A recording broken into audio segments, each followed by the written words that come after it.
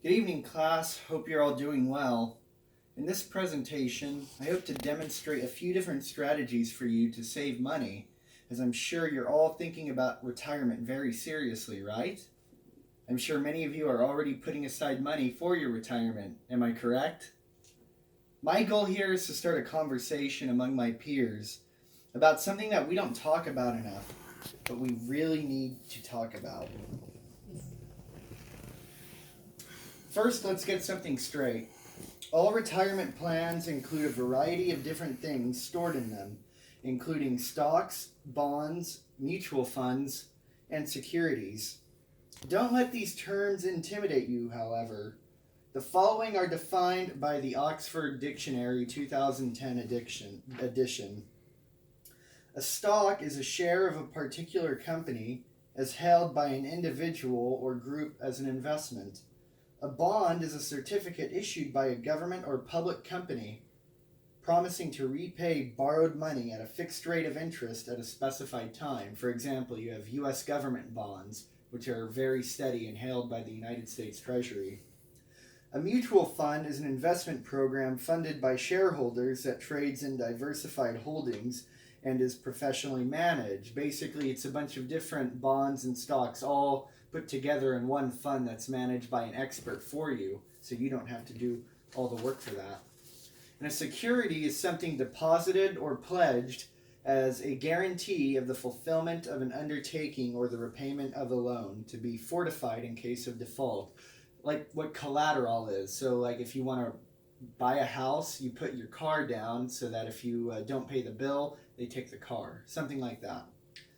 So I'm going to be discussing three popular plans: the 401k, the IRA, and Social Security.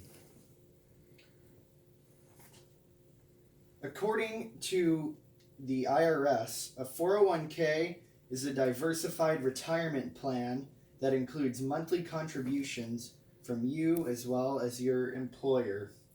According to Vanguard, you give some of your money and your employer gives some. It's taxed from your employer's contribution. So basically, it's part of your income. When you receive money from your employer contributing to your IRA, that is taxed as part of your gross income.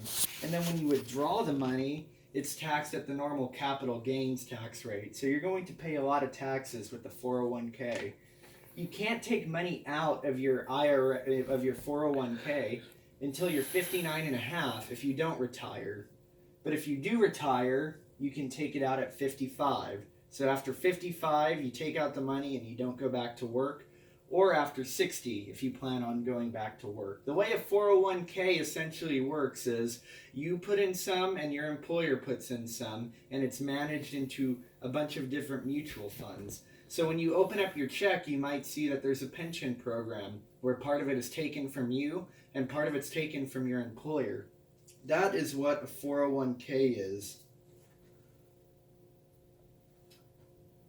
According to the Wall Street Journal, a Roth IRA is the most tax efficient way of saving for retirement.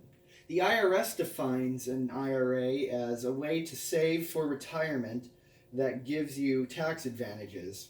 Contributions you make to a traditional IRA may be fully or partially deductible depending on your circumstances and generally amount in your traditional IRA. According to Vanguard, the Roth IRA can be operated by your employer or yourself. So opening up a Roth IRA is the best way for you to get experience in investing in stocks, bonds, and securities. It is extremely tax deductible, especially if you do not withdraw until the age of 60. So you don't pay any taxes basically the whole way there if you don't take out until you're 60.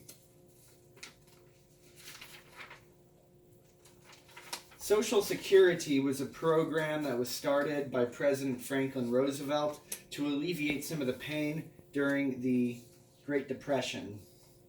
Basically, it's taken from everybody's paycheck. Everybody in the country contributes to the pool of Social Security. These are what are called payroll taxes. It's about 15% of your check. And then you can partially retire, meaning receive half of what you've paid into it at the age of 62, or you can have full retirement at the age of 66. All of that is depending on what your priorities are. General tips for investing. First one is you should buy low and sell high. Whenever you buy a stock, it should be at its low point and you should sell it when it's high.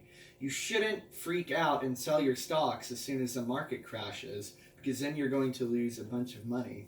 Secondly, you should diversify. Diversify means to do a variety of different things, not just to invest all of your money in one company, but to invest in a variety of different companies, and also to invest in a variety of different things such as securities, stocks, bonds, real estate, as well as precious metals.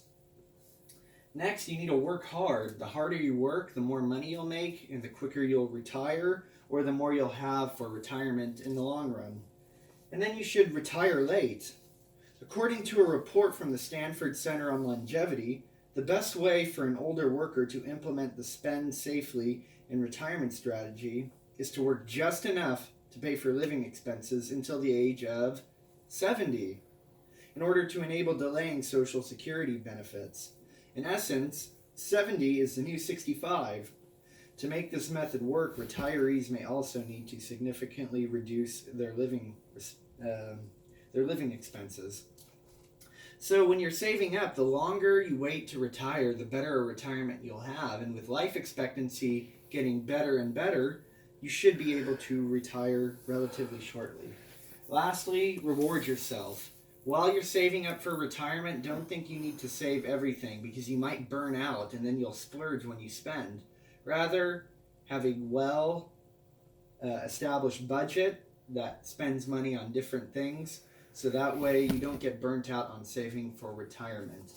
This presentation was designed to help you think about the future and about what kind of retirement you'd like to have. That's all I have to say. You folks have a wonderful rest of the week.